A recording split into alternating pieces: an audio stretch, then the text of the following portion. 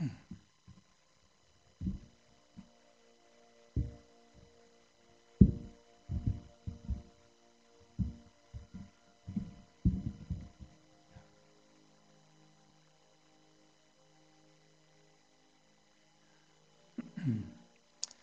bonsoir tout le monde et bienvenue. Content de vous retrouver pour donc cette troisième session du cours de méditation de Raja Yoga. Et content de retrouver ceux qui sont en ligne aussi. Un cours donc qu'on enregistre et qui permet de réviser aussi ensuite les concepts. Je vois qu'il y en a qui ont déjà des notes et des suivis par rapport à la semaine dernière. Donc j'espère que tout est encore frais à votre mémoire. Et ce que je propose, je vais commencer avec un bref résumé un petit peu de ce qu'on a fait au cours des 2 dernières semaines. Et on va commencer ce soir tout de suite par une méditation juste pour nous remettre dans le bain. Et vous allez voir ensuite, on ajoute un autre concept assez intéressant pour ce soir qui devrait vous faire avancer d'un pas de plus. Ce qu'on a fait vraiment les 2 premières semaines, c'était surtout de prendre conscience des pensées, de notre capacité à reprendre un petit peu le plaisir de penser, retrouver la richesse de nos pensées et voir que la pensée peut aller beaucoup plus loin que la pensée.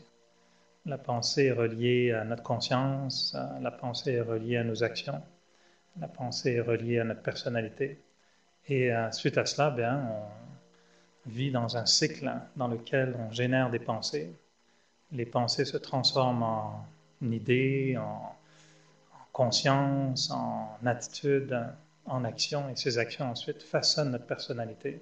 Et cette personnalité recrée des pensées ensuite. Et c'est notre personnalité qui nous fait penser d'une façon ou d'une autre.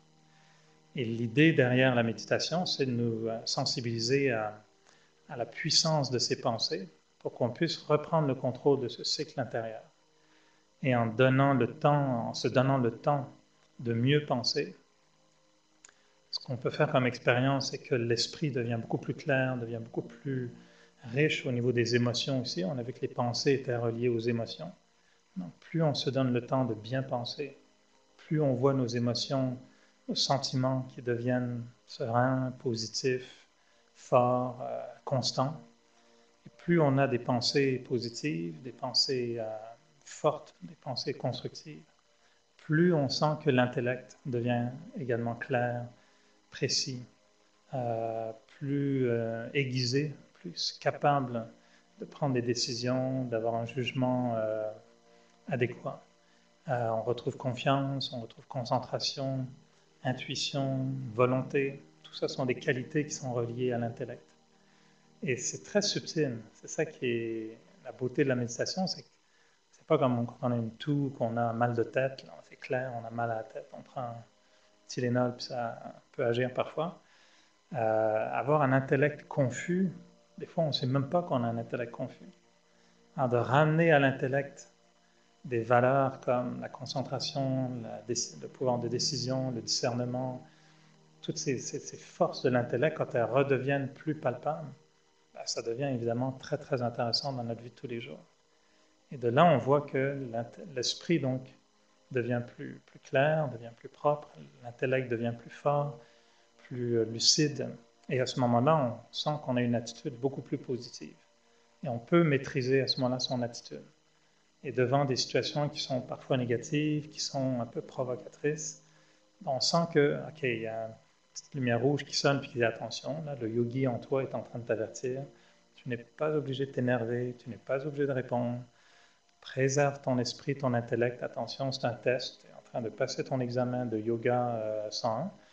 Et avant, tu te mettras en colère et tu t'impatienterais. Maintenant que tu es un petit yogi en herbe, tu restes calme parce que tu ne veux pas casser l'esprit et l'intellect. On veut les garder en forme. Et donc là, on apprend à agir différemment, à réagir différemment. Et on découvre qu'on a des capacités à rester tolérant, patient, respectueux, un peu plus détaché, heureux, enthousiaste, innovateur, créatif. Il y a plein de qualités qui surgissent dans notre personnalité si on a fait en sorte que le terrain devient un peu plus fertile. Et l'image que j'aime beaucoup, c'est un peu comme quand on enlève les mauvaises herbes. Si un terrain est envahi de mauvaises herbes, pas que le terrain est mauvais, c'est juste qu'il y a beaucoup de mauvaises herbes. Mais quand on enlève toutes les mauvaises herbes, tout à coup, il y a plein de choses qui apparaissent qui peuvent finalement pousser. Et souvent, les pensées négatives, les pensées inutiles, les pensées gaspillées, les pensées perdues prennent toute la place. Et une fois qu'on les enlève, ben là, on découvre tout à coup que des pensées plus constructives, plus positives n'attendaient que ça pour émerger. Et nos qualités de patience, de tolérance, de respect, d'amour n'attendaient que un petit peu d'oxygène pour reprendre le dessus. Et c'est ça le cycle qu'on essaye d'établir. Et donc, on trouve qu'à ce moment-là, l'esprit, l'intellect et la personnalité, tous les trois commencent à se transformer. Et ça, c'est le fruit d'une méditation beaucoup plus à long terme que juste un exercice de relaxation. Donc, ce que je vous propose, c'est qu'on va faire tout de suite un petit exercice de méditation pour se remettre dans l'application de ce simple concept. Puis après, on va avancer dans notre pas. Alors, toujours en méditation, le mieux, c'est au départ de s'installer confortablement. Je vais bien vous positionner avec le dos droit, le corps donc détendu, et commencer toujours par une bonne respiration. Il n'y a rien de tel que respirer profondément et permettez au corps de libérer toutes les tensions. Et juste par la respiration, de prendre le temps de bien sentir le corps, toutes les parties du corps. Sentez vos jambes, vos pieds. Dans une bonne respiration, on sent tous les muscles qui peuvent se détendre, particulièrement le cou, les épaules, et même près du visage. Vous pouvez garder les yeux ouverts, tout à fait naturel, comme si on était dans la nature, devant un beau spectacle de la nature. Et juste imaginez même les traits de votre visage qui se détendent, même les yeux qui deviennent paisibles.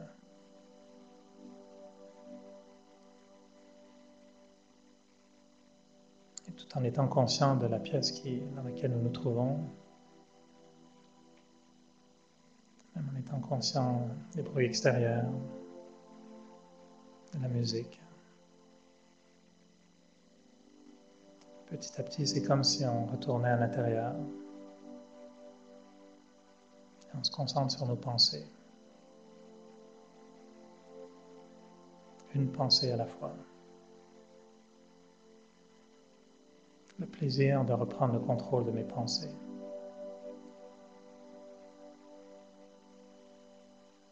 Me dire que pendant quelques minutes,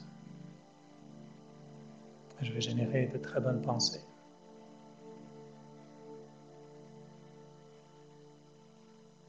Ne serait-ce que des pensées pour mon bien-être, des pensées de paix,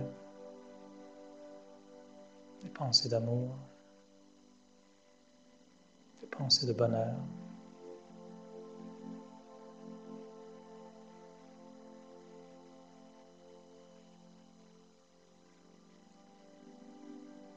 Mes pensées deviennent paisibles.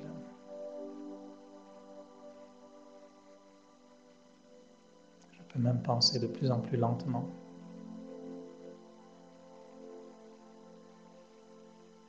Je suis paisible.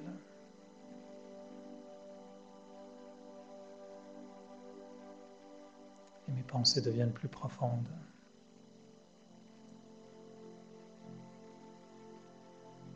Et je reste concentré sur ce thème de la paix,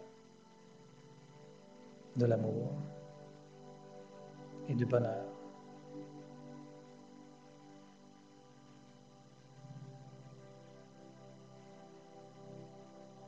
Et en créant des pensées de paix, je peux ressentir cette paix.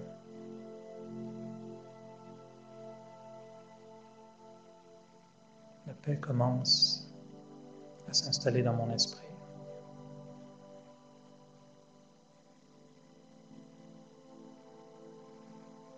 Mes pensées sont paisibles.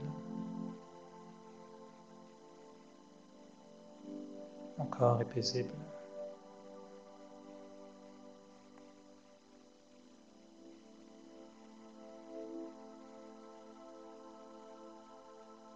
Et je peux maintenant me concentrer sur des sentiments bienveillants.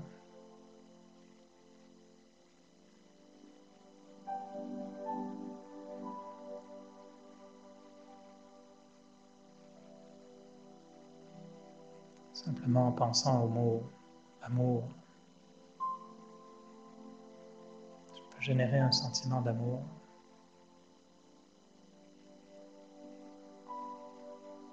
Pour ceux qui sont proches, mes amis, ma famille, mais un sentiment d'amour pour moi-même aussi.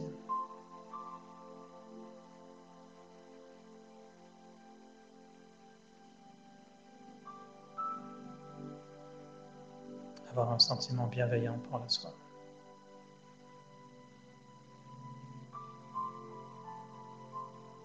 Et en prenant le temps ce soir de me faire du bien, c'est un signe d'amour pour le soi.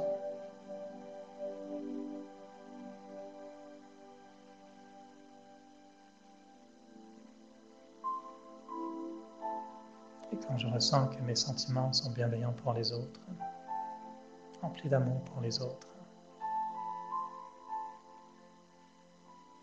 je peux facilement ressentir ce bonheur en moi, cette légèreté en moi.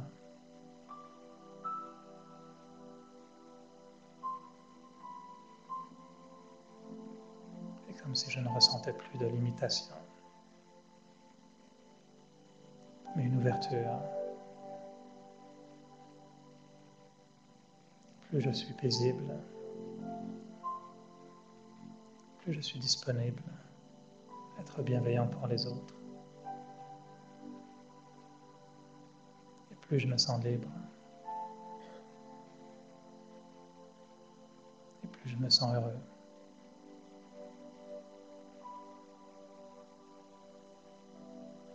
Et je sens que je retouche en moi le cœur de la vie, ma raison d'être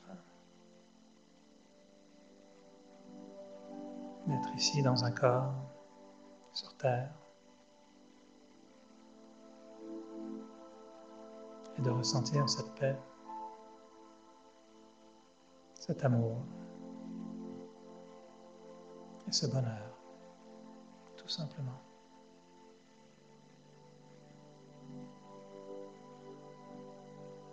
Je suis en paix. Je suis une source d'amour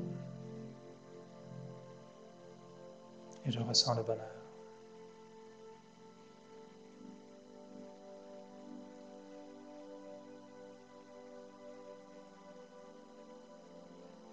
Je suis en paix.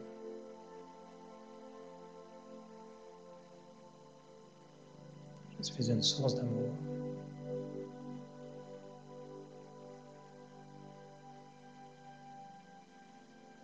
Et je ressens le bonheur.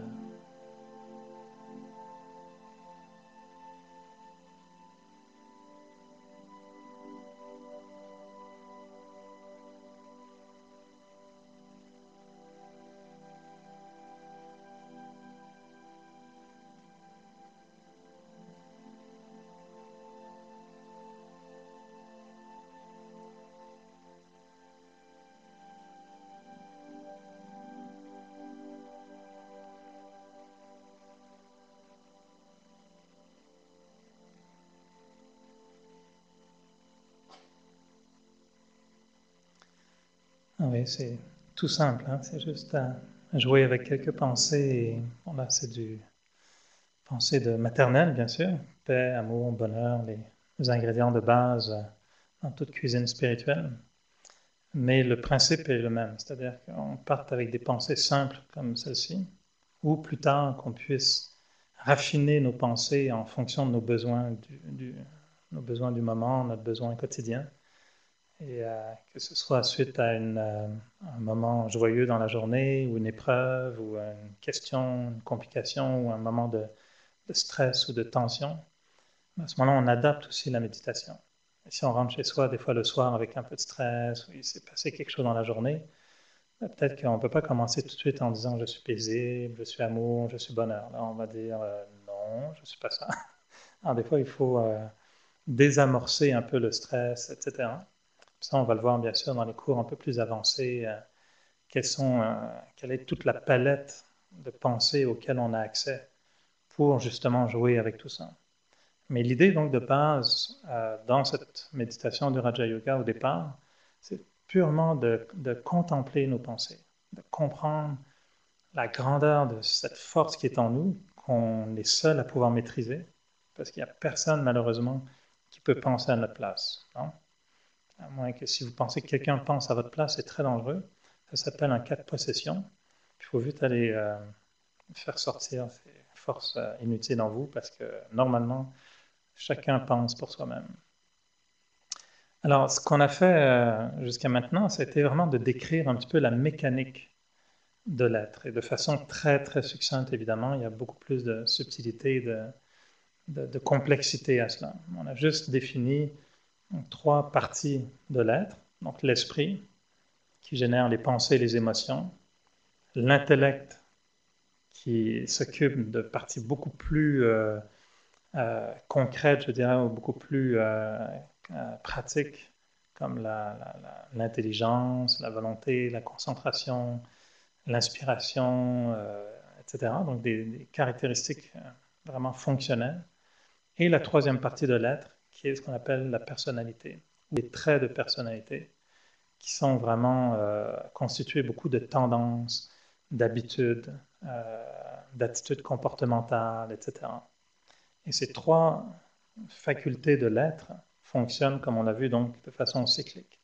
Et c'est un peu les vases communicants. La qualité de l'esprit et des pensées affecte la qualité de l'intellect. La qualité de l'intellect affecte la qualité de mes actions, de mon attitude, de mon comportement. Ça affecte ma personnalité. Et ma personnalité, à son tour, génère des pensées qui sont en harmonie avec ça. Et l'idée donc qu'on va essayer de développer en méditation, c'est comment augmenter la qualité de ce cycle pour que les pensées s'élèvent, l'intellect s'élève, la personnalité s'élève, et donc on transforme le soi. Et donc une bonne méditation, c'est une méditation qui me donne de l'énergie, qui me donne comment je parle d'appeler ça, une espèce de matière première pour aller plus loin que juste méditer. La méditation, c'est juste ce qu'on compare souvent à l'alimentation. C'est un acte de manger, mais on ne mange pas juste pour manger, on mange pour que le corps soit en santé. Et de la même façon, on médite pour maintenir en santé l'être que nous sommes. Et c'est là où on arrive en troisième étape de ce cours de méditation. C'est en fait de définir l'être qu'on a décrit jusqu'à maintenant. On fait juste utiliser le mot être. Et c'est vrai que c'est ça l'être que nous sommes. Et si vous avez remarqué depuis le début, j'ai toujours employé cette terminologie, l'être que je suis. N'est-ce pas? Personne n'a réagi. Et pourtant, ce qu'on était en train de dire, c'est que l'esprit, l'intellect et la personnalité, ben, c'est ça que je suis en fait. Et là où on veut amener la dimension peut-être un peu spirituelle de la méditation, c'est de faire la distinction entre cette identité intérieure, qui n'est pas évidente à voir clairement. On n'a pas malheureusement un miroir spirituel qui permettrait de vous regarder le matin et puis de dire ah tiens mon esprit, ah oui, il n'est pas clair hein, ce matin, ah mon intellect, ouh là là, d'accord, il n'y a pas de baromètre, il n'y a pas d'appareil qui mesure, qui permette de voir l'état de l'esprit, de l'intellect et de ma personnalité. Tout ce qu'on voit dans le miroir, c'est le corps. Et l'approche qu'on développe dans la méditation, c'est de se dire quelles sont les pensées les plus... Vous parliez, je pense, vous, madame, la semaine dernière, vous me posiez la question, quelles sont les pensées élevées? Et j'ai hésité un peu avant de répondre parce que bien répondre à votre question, c'est en fait de tout le cours de ce soir. Je me suis dit, on va attendre la semaine d'après.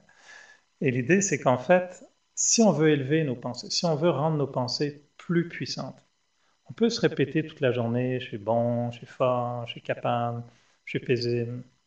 Ça devient un peu de l'autosuggestologie, ce qui est très correct aussi, mais ça reste souvent une force qu'on applique à soi pour devenir meilleur, bien, paisible. Là où on va faire une différence, c'est qu'on va sentir Si j'arrivais à diriger mes pensées vers une prise de conscience par rapport à ce que je suis véritablement, là, on va trouver que la pensée est beaucoup plus intéressante. Je vous donne un exemple. Si par exemple, un exemple tout bête, tout drôle en fait, souvent, une fois je parlais avec, bon, j'ai des origines françaises, alors mes sœurs mes sœurs trouvent qu'évidemment j'ai une attitude complètement québécoise, j'ai un accent très québécois. Et à un moment donné, elle disait, c'est drôle, au Québec, vous dites souvent là, hein, vous ajoutez des là un peu partout. Je dis, ah ouais, elle dit, ouais, à la fin de toutes les phrases, il y a un là. Tu sais, j'étais au marché là. Et puis on a pris la voiture là, puis après, ben là, tu sais, je dis, ah ouais, ça va. Ouais, c'est vrai, les Québécois, ils disent ça aussi. Puis là, elle me dit gentiment, mais tu sais, Ray, toi aussi, tu dis ça. Je dis, moi, non, pas du tout. Non, non, je fais pas ça. Et en effet, je me suis écouté parler, puis en fait, je dis là tout le temps. Et pour moi, c'était comme une grande. C'est tout simple comme truc, c'est tout bête, mais je me disais, c'est incroyable, hein. Je dis ça depuis des années sans me rendre compte. Et le fait que ma sœur gentiment me dise, ben là, c'est que tu dis là tout le temps. Tu sais, puis c'est pas grammaticalement obligé, tu n'es pas obligé de dire là tout le temps. Et puis je dis, ah bon, ça faisait bien. Ouais, c'est vraiment, c'est ça, c'est vraiment une expression québécoise, là. Et alors du coup, je me suis entendu dire ça, et après, j'étais incapable de l'enlever. Des fois, c'était, ben, évidemment, c'était un automatisme, c'est tout le temps dans le vocabulaire, puis tu parles, puis tu dis, bon, ouais, là, ah, il est là. C'est le petit là qui traîne tout le temps, tout le temps.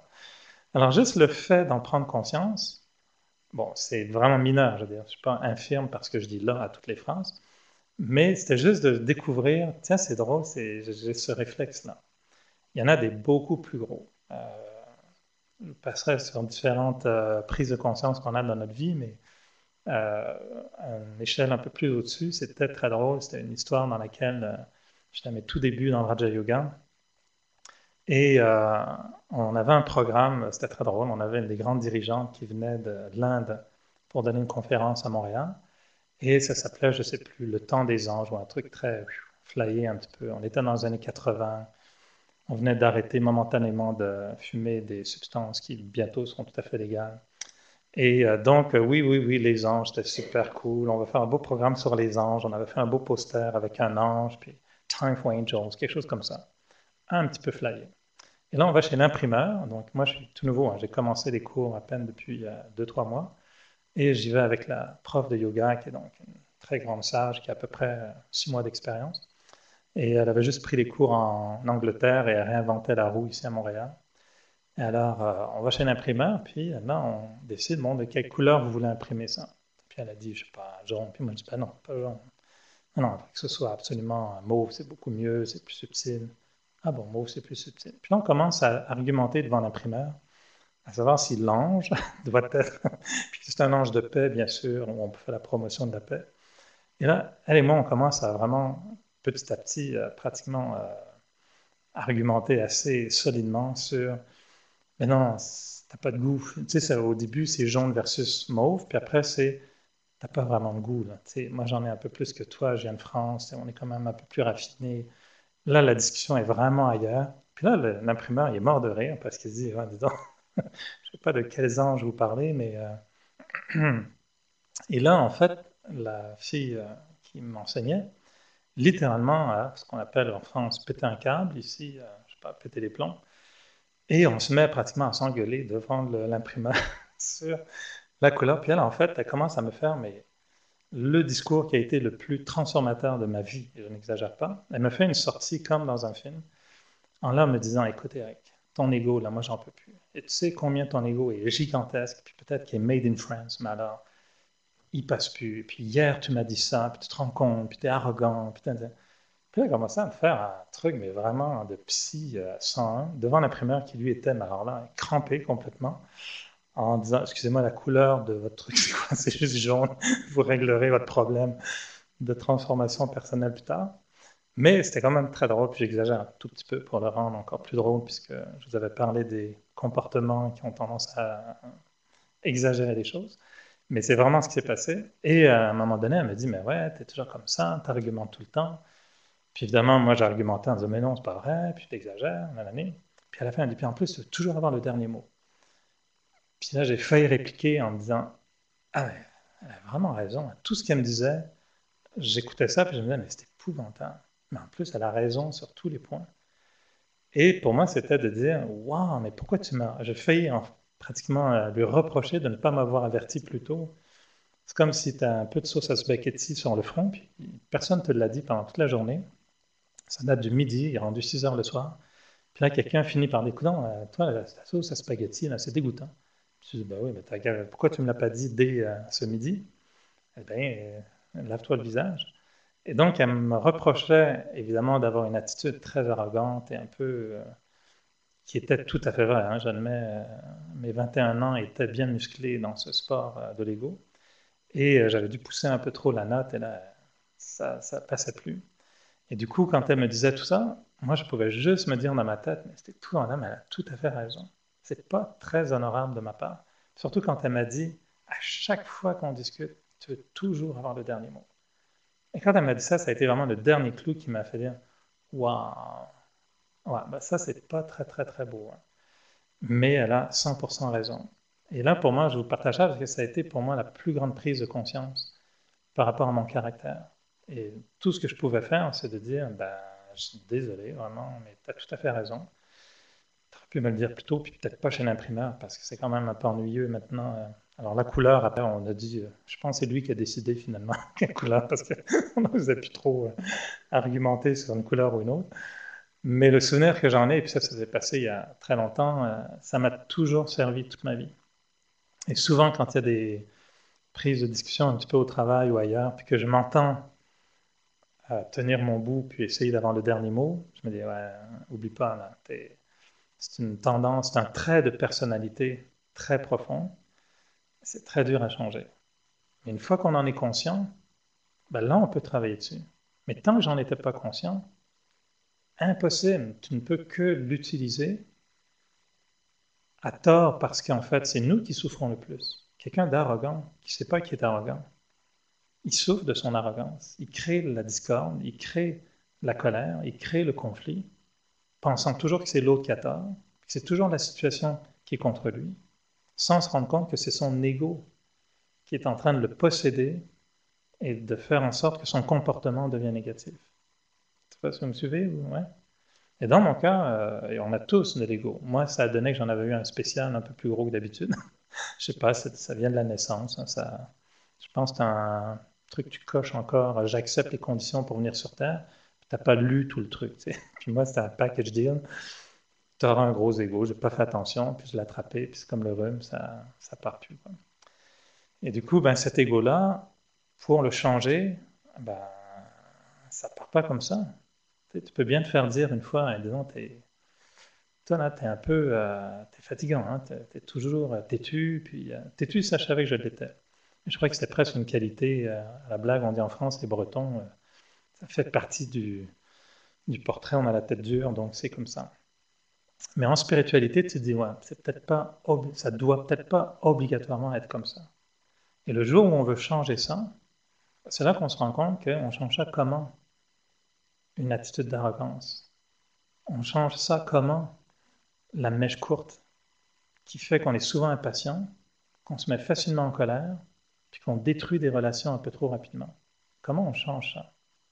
Et c'est là où la méditation est intrinsèquement liée à cela, puisque nous, on veut changer les pensées pour que l'intellect reprenne de la force et qu'il puisse, l'intellect, au moment où il constate que l'attitude comportementale d'arrogance, par exemple, prend le dessus, il faut que l'intellect se dise, hey, souviens-toi de ta discussion avec l'imprimeur, enfin devant l'imprimeur, arrête d'essayer d'avoir le dernier mot. Et là, il y a une espèce d'opposition en soi entre l'habitude qui est très forte, qui est même ancrée dans la personnalité, et tout à coup la prise de conscience qui essaye de dire on se calme, arrête d'argumenter, ne dis rien. Ah ouais? Donc là, il y a un déchirement intérieur. Et là où on arrive à transformer ce déchirement en sagesse, en transformation, bien, c'est dans tout le processus de méditation dont on va parler un peu plus tard aussi.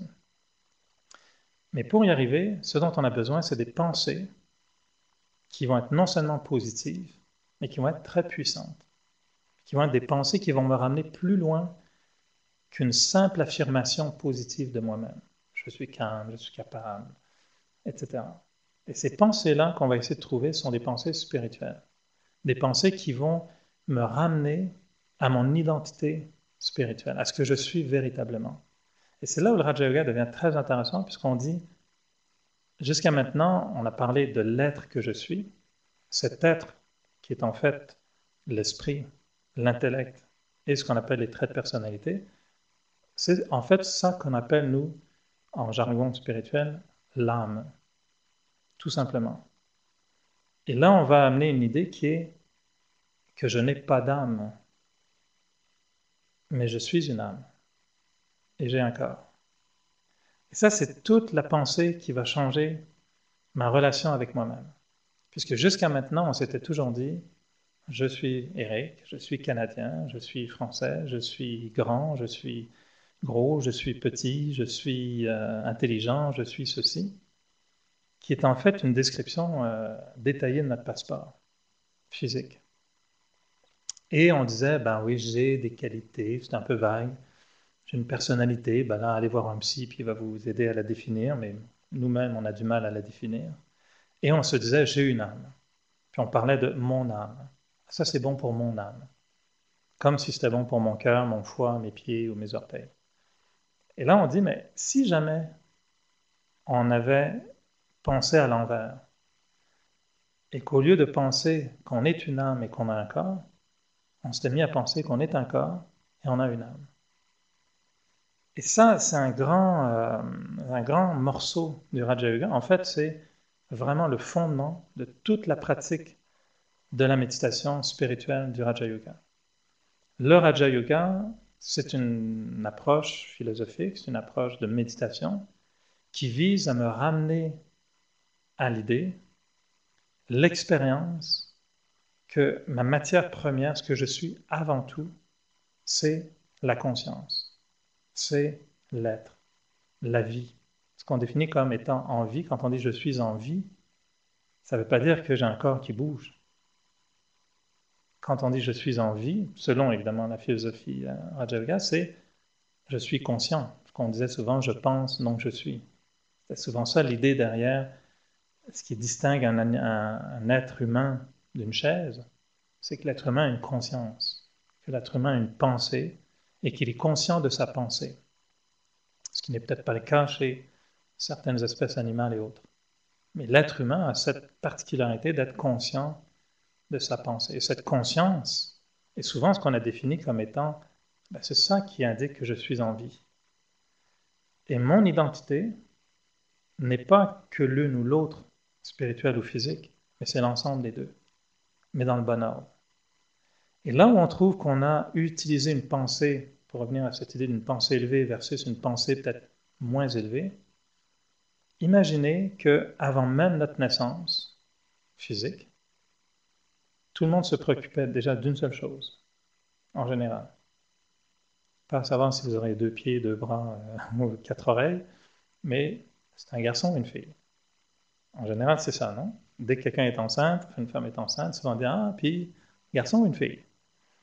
Puis avant qu'on puisse avoir des outils pour déterminer à l'avance si ce serait un garçon ou une fille, les traditions, les films qu'on a vus, puis toutes les histoires qu'on connaît, c'est toujours, t'entends le petit cri, puis après, puis c'est un garçon ou une petite fille? Pourquoi on ne demande pas, c'est un être lumineux ou intelligent?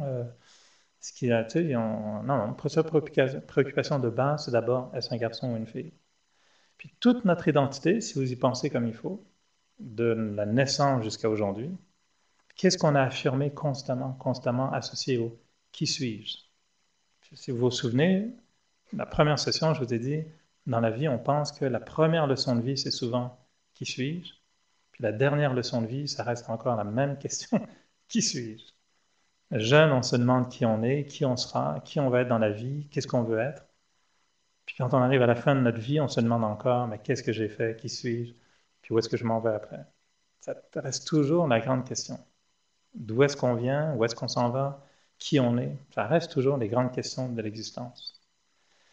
Et cette question, elle est fondamentale et elle est phénoménale, parce que si on regarde comment on s'est défini depuis notre naissance, très tôt, On reçoit, mais on est bombardé par tu es un garçon, tu es canadien, tu es catholique, tu es d'Outremont. Ça devient des fois après des questions très régionales et locales. Et, tu sais, c'est comme non, non, mais Jean d'Outremont, là, tu vas quand même pas aller. Lui, il est quand même de Saint-Lambert. Hein, c'est pas pareil. Ah ouais, c'est pas pareil. Non, non, non, c'est pas pareil. OK. Tu es dans le 450, tu sais, ça devient une identité. Je suis 450. Si ton père a une grosse BM, mon père a une BM, tu sais, c'est ton identité. Notre vie aujourd'hui a été la construction d'identités très, très, très, très, très physiques, très peu spirituelles. De temps en temps, on va dire, ah, il est gentil, ah, c'est sympathique, ah, il est très, très doux. Mais la plupart des enfants, comment on est décrit, il est mignon, ah, t'as vu, il a les yeux de son père, ah, tu as des beaux cheveux, ah, il est grand pour son âge, ah, t'as quel âge, t'as 5 ans. Toute notre vie, on a répété, j'ai 5 ans, j'ai 6 ans, j'ai 7 ans. Combien de fois on a répété notre âge? Ben là, je propose une idée assez originale. Imaginez qu'on dise, je suis une âme. Ben, l'âme, elle a quel âge? Oups. Si on vous dit, vous avez quel âge? Ben moi, l'âme, très honnêtement, écoute, je vais peut-être te surprendre, mais je pense que j'ai pas d'âge. Parce que l'âme, par définition, on s'entend que là, on met un mot, âme, sur quelque chose qu'on a décrit pendant quelques heures, là, sur l'idée de l'esprit, l'intellect, les traits de personnalité. C'est pas physique. L'âme, par définition, selon ce qu'on entend comme étant l'âme, n'est pas une dimension physique. On ne peut pas voir l'âme. L'âme n'est pas passé, présent, futur, dans le sens du temps, du nombre d'années. On va dire l'âme existe, point. C'est ça, de la manifestation de l'âme, c'est qu'elle existe. Mais on peut pas dire qu'elle est... Oui, on va parler bizarrement de vieille âme, sans trop savoir de quoi on parle d'ailleurs, en général, parce que si quelqu'un vous dit que vous êtes une vieille âme, demandez-leur vieille de combien, tu veux dire vieille de combien à peu près? Quelques millions, quelques milliers, quelques milliards? C'est très flou, pourtant c'est une différence quand même d'avoir 2 millions d'années ou 3 milliards, non? Enfin, moi je trouve que ce serait très important. Si on me dit que je suis vieux, j'aimerais ça savoir combien vieux je suis, quoi. Mais l'âme, on ne sait pas. C'est une expression qu'on utilise pour toutes sortes de choses un peu farfelues, mais on ne sait pas. Donc quand on dit je suis une âme, ce qu'on dit en fait, c'est que je n'ai pas d'âge. En fait, ce qu'on dit, c'est que l'âme est éternelle. Elle n'a pas de début, elle n'a pas de fin. Elle existe, point à la ligne. Aujourd'hui, puis je ne rentrerai pas là-dedans parce qu'on va être... déjà, je vois l'heure qui tourne, je n'ai même pas commencé le cours. Puis là, c'est la partie où je trouve très frustrant parce qu'on aurait à en parler pendant des heures, mais on va être limité dans le temps, puisqu'on est dans le temps physique. La science aujourd'hui nous amène des dimensions fabuleuses. Toute la physique quantique, c'est là qu'on est rendu maintenant dans notre réflexion scientifique. Et c'est pour ça que la science et la spiritualité, c'est juste une question de temps pour que les deux vraiment commencent à fusionner de façon assez intéressante. Parce que la science comprend aujourd'hui que l'espace-temps n'est pas aussi simple et aussi linéaire qu'on l'a cru jusqu'à maintenant. Il y a des films qui existent aujourd'hui dans lesquels, j'ai oublié le titre du film récemment, mais avec McConnell, il se retrouve finalement dans le futur, qui est dans le passé, en tout cas, il est derrière une bibliothèque, puis il voit sa fille qui est dans le passé. Hein? Interstellar, ouais, c'est ça. C'est des films qui commencent à être assez space, hein, mais qui sont exactement dans le sujet dont on parle aujourd'hui. Puisque l'espace-temps, imaginez à l'époque quand on était vraiment au tout début, puis quelqu'un dit, ben, ouais, la planète finalement, elle n'est pas plate, elle est ronde ou whatever. Il est passé pour fou. Aujourd'hui, évidemment, personne ne questionnerait le fait que la planète est ronde. Mais aujourd'hui, on dit maintenant, ben, le temps, en fait, on s'est un peu trompé, il n'est pas linéaire. Il n'est pas seulement passé, présent, futur. Il est cyclique. C'est ça que la science est en train de déterminer. Ce qu'on appelle la physique quantique. C'est fabuleux, cette dimension de temps éternel, en fait, d'espace-temps qui n'est plus dans le temps, la non-matière qui n'est plus matière. Enfin, c'est compliqué, mais c'est des réflexions qu'on a en ce moment, qui redéfinissent exactement tout ce qu'on a pensé jusqu'à maintenant. Et autant le jour où on s'est dit, ben, la planète est ronde, oups, ça a changé un petit peu notre conception de la vie. Aujourd'hui, qu'on dise, le temps n'est peut-être plus nécessairement comme on l'a conçu, ben, ça va redéfinir beaucoup de choses. Alors, sans aller dans l'aspect scientifique, dans l'aspect qui est purement observation de moi, si je réalise à quel point on a eu des pensées qui m'ont limité dans ma définition de qui je suis, pour se dire, et s'il y avait d'autres pensées par rapport à qui je suis, est-ce que ces pensées pourraient en elles-mêmes générer complètement autre chose? Je vous donne un exemple, la puissance des pensées. Admettons, puis c'est très farfelu ce que je vais vous raconter, mais admettons. Je vous dis, ben en fait, moi je suis un membre du FBI, là, payé par les Américains. Puis j'ai découvert chez vous, là, mademoiselle, on a fait plein d'études dans votre appartement. Puis il se trouve que dans le mur de votre chambre, là, ben, c'est en fait là qu'a été enfoui un des plus grands trésors de la civilisation humaine. C'est bizarre, hein, mais c'est dans votre mur. Donc on vous annonce que dans votre mur, il y a un trésor qui vaut des milliards et des milliards. Imaginez que c'est le moindrement crédible. Je pense que la première chose que vous faites quand vous rentrez chez vous le soir, vous regardez votre mur, vous dites, coudonc, si jamais c'était vrai. Puis peut-être c'est complètement faux, mais peut-être c'est vrai. Mais peu importe, vous allez regarder votre mur et vous dire, chérie, as-tu un marteau, on fait un trou? J'ai envie de savoir qu'est-ce qu'il y a dans le mur. La force des pensées. Il suffit d'une pensée, vraie ou fausse, pour changer complètement notre vie. Il y a un film de Lelouch qui est fabuleux. Moi, j'aime beaucoup le cinéaste Claude Lelouch. Puis c'est un film tordu que j'ai oublié un petit peu, puis vraiment méchant aussi. Et c'est une infirmière ou une médecin, je pense, pour se venger un peu d'un de ses ex, qui vient pour une consultation. Elle va inverser à un moment donné deux dossiers. Et le gars, je pense, je simplifie, je me souviens plus des détails, mais le gars qui a le cancer, qui est condamné, puis qui est sûr de mourir dans un an, ben on change son dossier, puis là, il prend le dossier de l'ex, etc., qui est en pleine santé. Puis elle annonce à ce gars qui est condamné qu'en fait, tout va très bien, les tests marchent très très bien, t'as pas de problème.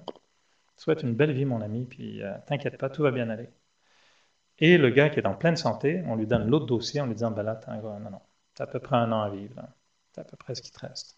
Et là, le film est le déroulement des deux vies en parallèle avec les faux dossiers. Et évidemment, je ne sais pas si vous allez voir le film, mais la puissance des pensées, évidemment, va déterminer l'aboutissement du film dans les deux cas. Et c'est absolument fabuleux. Et le film nous laisse avec cette idée que, waouh, si quelqu'un me dit que je suis condamné à mort, va voir un autre médecin, puis ou change les dossiers, fais quelque chose, parce qu'il y en a du pouvoir là-dedans. Puis on a des cas aujourd'hui de gens qui ont guéri des cancers, qui ont fait des choses. Hein. Mhm. Et je ne m'en souviens plus. Le louche, quand je ne me souviens pas, oh, c'est il y a longtemps, hein. C'est au moins, il y a peut-être 15 ans. Le film il y a 15 ans. J'essaie de le retrouver, si vous voulez. Mais c'est un film fascinant parce que c'est vraiment la puissance de la pensée. Alors pour nous, ce qu'on dit, c'est qu'en fait, depuis qu'on est jeune, on a répété sans cesse, j'ai 15 ans, j'ai 18 ans, j'ai 30 ans, oh, j'ai 50 ans, oh boy, j'ai 65 ans, ah ben là j'ai 77, là je suis vieux. On s'est identifié à ça. On a façonné des identités religieuses, nationalistes, culturelles, d'âge, physique, euh, des gens qui se trouvent beaux, d'autres qui se trouvent pas beaux, les beaux qui se trouvent pas assez beaux, les pas assez beaux qui se trouvent pas assez beaux. C'est toutes des pensées, ça. Ce n'est rien de plus que des pensées. Tu as des personnes extrêmement belles, je dirais, qui sont extrêmement malheureuses parce qu'elles auraient aimé le nez un tout petit peu plus à gauche. Non, mais très bien ton nez, là. Mais parce que dans leur tête, la perfection veut dire que le nez est un petit peu plus à gauche, elles sont malheureuses. OK, c'est juste une pensée. Il y a peut-être 1 milliard de femmes qui aimeraient beaucoup avoir le nez un petit peu trop à droite, mais elle, il est il est pas assez à gauche. C'est juste une pensée. Puis quelqu'un qui est devenu tellement fier d'être diplômé en telle chose, ouais, mais à ta mort, tu n'es plus diplômé de rien du tout, là. C'est juste un diplôme. Mais l'identité, je suis quelqu'un de bien parce que j'ai un diplôme, puis pour lui, c'est ça l'équation, je suis quelqu'un de bien, c'est juste une identité.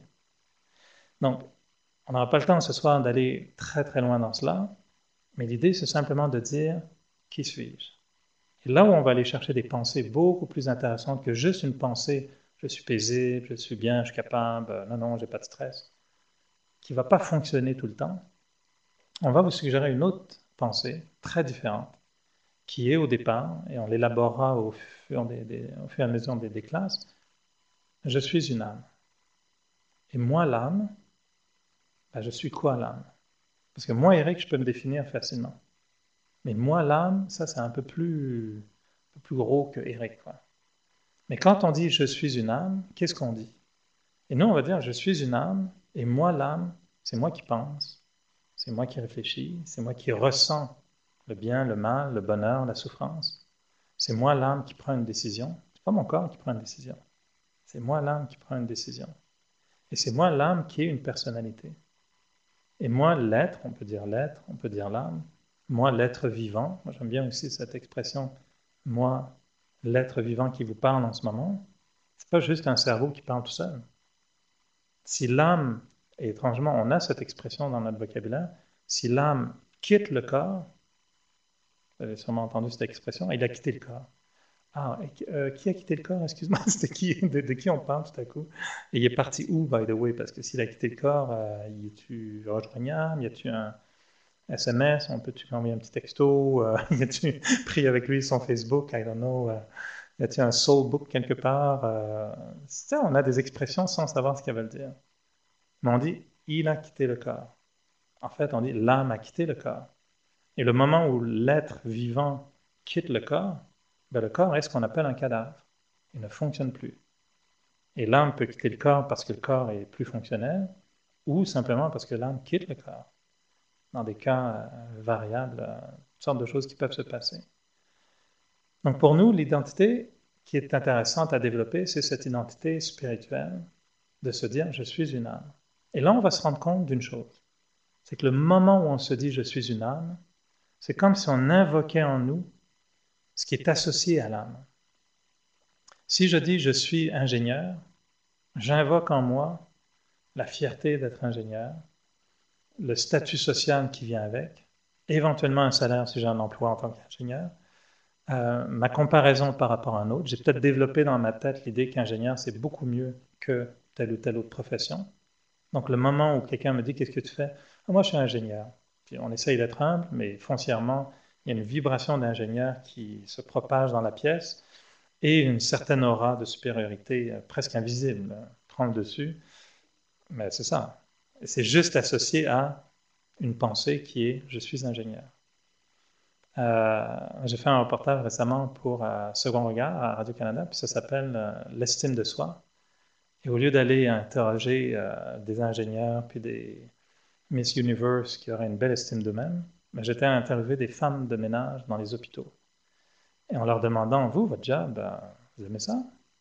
Et là, on a entendu des femmes de ménage qui me disent, ben, moi, mon job, aussi important qu'un médecin ou une infirmière, enlève les femmes de ménage dans l'hôpital, tu vas voir ce qui va se passer. Il n'y aura plus d'hôpital. Ce sera un centre de contagion, monsieur. Non, on est super important. Puis moi, je les ai interviewées parce que c'était des femmes qui avaient une telle estime d'elles-mêmes et qui disaient, nous, le contact avec l'humain qu'on a dans les hôpitaux, personne ne sait ça. Qui parle aux patients? Le médecin? Non. L'infirmière? Ils n'ont pas le temps. Nous, les femmes de ménage? Nous, on parle, on passe un guenille, mais on parle au monde. Puis les gens nous racontent beaucoup plus à nous qu'aux médecins ou qu'aux infirmières. Et moi, j'ai découvert un monde chez ces femmes-là qui était exceptionnel. Et en demandant à des agents de communication dans les hôpitaux, pourriez-vous me trouver une femme de ménage? C'était comme, écoutez, ça fait 25 ans que je travaille dans l'hôpital, on ne m'a jamais demandé à parler à une femme de ménage. Les cardiologues, les spécialistes, oui, mais ils ne savaient même pas comment les trouver. Et moi, j'étais très fier de pouvoir dire, tiens, on donne la parole à des femmes que personne ne regarde, à qui on ne donne jamais la parole, qui nous ont vraiment démontré c'était quoi l'estime de soi. C'est une pensée. Les gens vont peut-être penser qu'être femme de ménage, ça n'a aucune valeur. Mais quelqu'un qui le fait avec passion, avec amour, avec un intérêt pour son travail, il y a une autre idée. Et donc pour nous, tout est dans la pensée. Alors, ce qu'on va suggérer en méditation, c'est si je me mets à penser que je suis une âme, qu'est-ce que je vais invoquer en moi? Et là, on se rend compte qu'on invoque en soi des idées et des sentiments très puissants, parce que l'âme, instinctivement, on va sentir qu'elle est bonne. J'ai jamais senti quelqu'un qui me dise, moi, depuis que je me mets à penser que je suis une âme, je suis stressé. Dites-vous toute la journée, je suis une âme, je suis une âme, je suis une âme, vous allez vous sentir très calme. Dites-vous, je suis un âne, je suis un âne, je suis un âne, faites attention à bien prononcer. Vous allez vous trouver un peu comme têtu ou un peu bourrique. Il faut bien prononcer quand on se parle à soi-même, sinon ça risque d'aller dans le mauvais sens. Alors, se répéter ou se dire que je suis une âme, Et c'est ça qu'on va essayer de ressentir en méditation. Vous allez voir que ça évoque des choses spirituelles qui sont extrêmement puissantes en nous et sont des mémoires enfouies en nous. Se dire je suis un être vivant, c'est pareil. Se dire je suis une âme, je suis un être qui a une conscience. Mais moi qui pense, moi qui ressens, au-delà de ces identités que je me suis imposées depuis très longtemps, de mon âge, de ma religion, de ma nationalité, si je me détache un peu de tout ça, parce qu'une fois que l'âme quitte le corps, qui nous dit qu'on reste encore quelque part en train avec notre drapeau canadien ou québécois Ah, moi, je suis une âme québécoise. Toi, tu viens d'où? Ah ouais, de la Colombie-Britannique. Ouais. Peut-être pas, là. Peut-être qu'on n'a plus de drapeau, on n'a plus de genre masculin, féminin, d'âge. Il n'y a plus rien de tout ça, là. Et finalement, quand on y pense, si à notre naissance, quelqu'un s'était exclamé, je pense une belle âme qui vient de venir, puis qu'on ait laissé de côté un petit peu l'aspect seulement masculin, féminin, catholique, peu importe, puis qu'on ait élevé un être, un individu, en ne se voyant pas que comme ça. On peut dire qu'un veut, tu es né en France, c'est clair. Moi, je dis toujours à la blague, mon corps, moi, si tu regardes derrière, il y a une étiquette, là, c'est Made in France, mais c'est 50-50, ma mère étant québécoise, 50% Québec, 50% français. Je ne sais pas s'il y a une date de péremption, je préfère pas l'avoir, mais il y en a peut-être une sur le corps, tu sais, bon jusqu'à telle date, meilleur avant telle date, quoi. Après, c'est pas trop sûr. Mais ça, c'est l'identité physique. Et combien on s'est attaché à notre identité physique. Et combien on est devenu limité par notre identité physique. Et là où on va chercher des pensées qu'on va appeler des pensées élevées, c'est quand on trouve des pensées qui nous font grandir, qui nous font aller plus loin que cette limitation qu'on s'est imposée. Pas en rejetant ces identités-là, elles sont vraies. C'est vrai qu'on est français, canadien, grand, petit, ok. Mais c'est une partie de ce qu'on est. Et avant d'être ça, on est une âme. Mais qui suis-je comme âme? Ben là, ça, c'est la découverte qu'on va faire. Alors, dans cette nouvelle dimension qu'on amène trop brièvement ce soir, comment elle va se situer dans la méditation?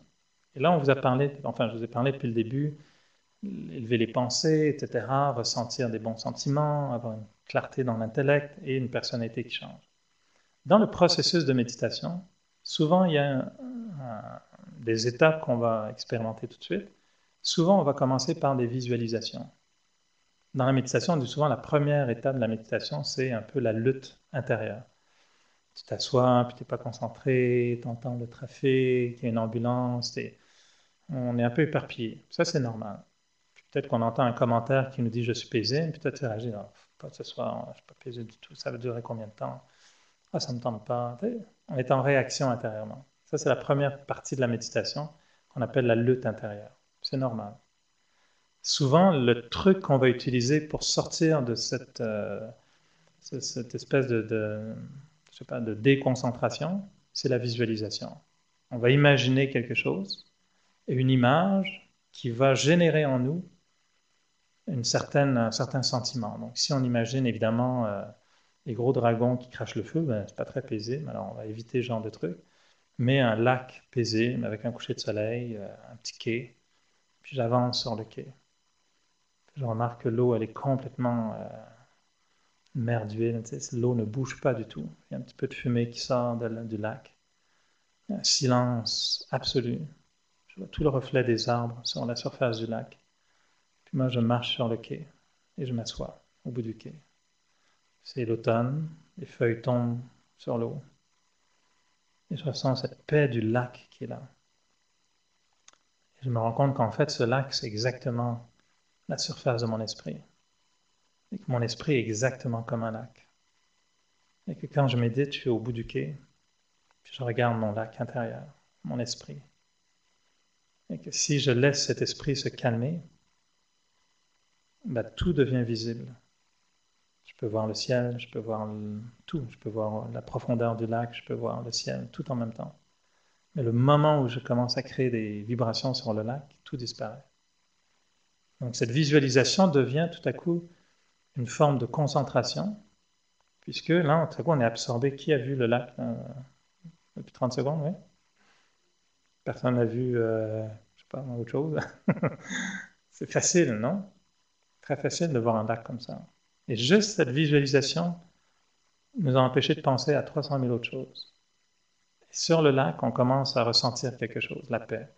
On peut faire une autre visualisation, tu sais, je vois des fleurs qui apparaissent devant moi, puis ça éclabousse de partout, puis je me rends compte que le bonheur, c'est ça qui jaillit en moi. J'ai semé des graines, puis là, elles commencent à exploser, et c'est le bonheur qui est en moi. Tu sais, on peut, 3 milliards de possibilités. Mais la visualisation m'amène à une forme de concentration. Et plus je deviens concentré, plus à un moment donné, je me perds dans cette concentration. Et c'est là que commence véritablement la méditation.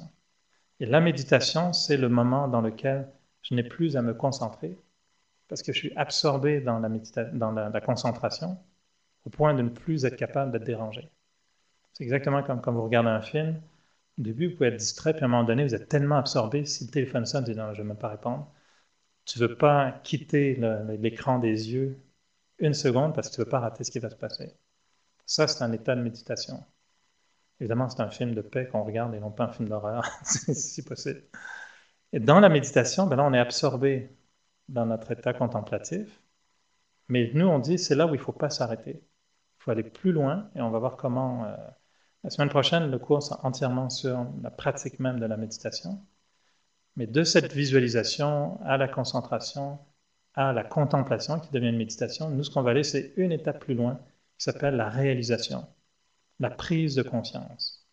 De sorte à ce que la pensée devienne ce que les Anglais appellent un aha, c'est un wow, ok, ça je ne l'avais pas vu venir. Ok, ça c'est nouveau. Ok, ça m'intéresse. Et là on sent qu'on a fait une petite percée quelque part. Et c'est cette prise de conscience qui va me permettre de transformer par la suite une attitude personnelle. Si je prends conscience que hey, j'ai pas à m'impatienter, c'est pas nécessaire, ça sert à rien du tout. Et que ça devient non pas une pensée comme OK, je comprends, mais c'est comme waouh, c'est nouveau pour moi, je m'imagine, je me vois très bien, super calme, c'est mon nouveau titre, Mr. Cool. Non, ça ne me dérange pas, non, ça va, pas de problème.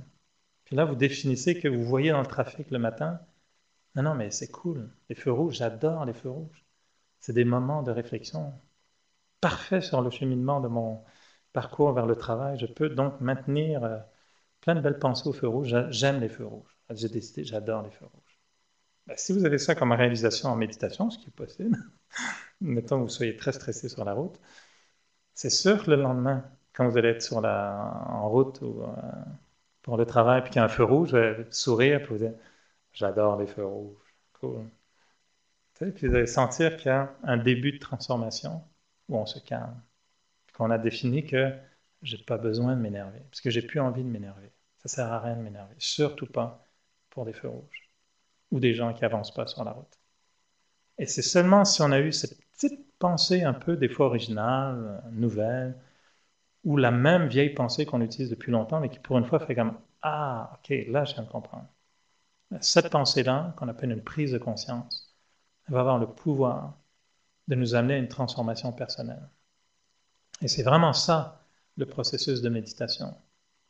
Réfléchir, visualiser, utiliser la visualisation pour concrétiser la pensée, élever la pensée pour qu'elle devienne une prise de conscience, une réalisation qui me donne de l'énergie pour dire ah yeah, ma méditation a bien fonctionné. Et on sort de notre méditation avec la volonté d'être mieux, de faire mieux, de se comporter mieux, de vivre mieux, de mieux réagir. Parce qu'on fait le lien entre j'ai médité, mais maintenant je m'en vais vivre ma vie, puis je vais mieux la vivre. Parce que je viens de trouver l'énergie pour mieux la vivre. Vous voyez le lien? C'est ça qu'on essaye de faire.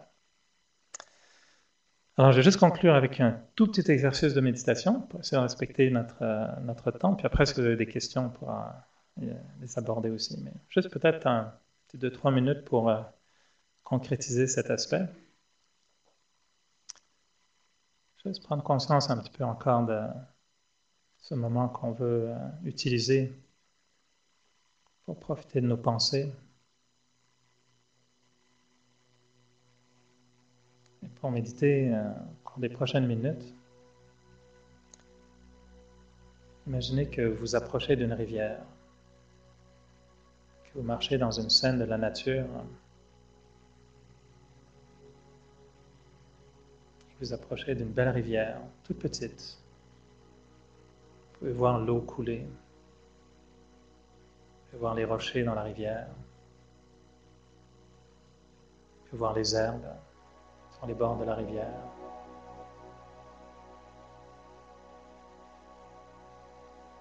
Et si on visualise une rivière avec de l'eau propre, de l'eau limpide,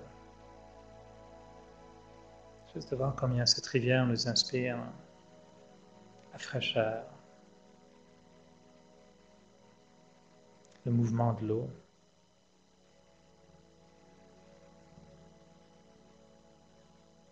Le sentiment que mes pensées coulent en moi un peu comme une rivière.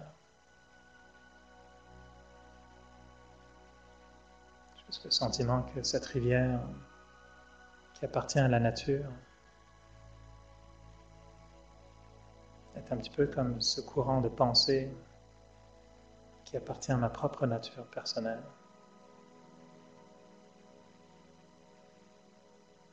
Et que si j'imagine qu'en moi, toutes mes pensées coulent comme une rivière, alors je me sens inspiré à faire en sorte que ces pensées soient propres, soient fraîches, qu'elles viennent directement de la source. Que ces pensées me donnent de l'énergie. Il y a une douceur dans la rivière et en même temps il y a une puissance. Le cours d'eau peut accélérer, il peut aussi ralentir.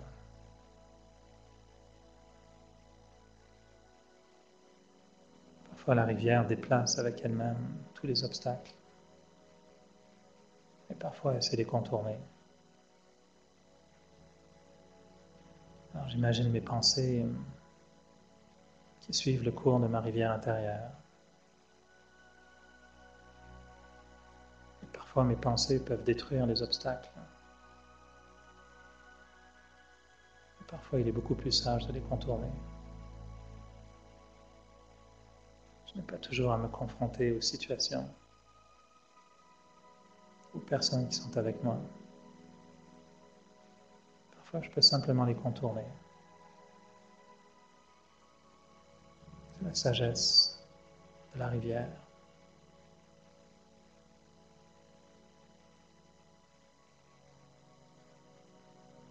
Et je réalise à quel point toutes ces pensées qui coulent en moi m'attirent vers la source, vers l'origine des pensées. Si mes sentiments à la source sont bons, mes pensées seront bonnes.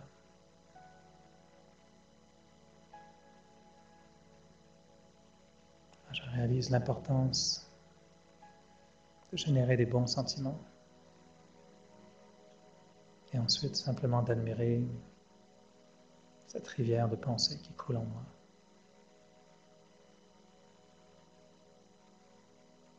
Ça devient ma nature.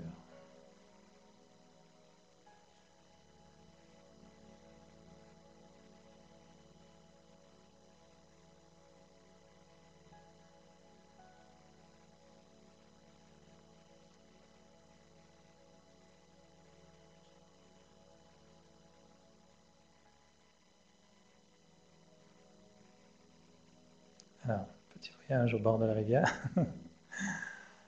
Alors, je vous remercie de votre écoute comme d'habitude. Je vous souhaite une bonne semaine. Merci.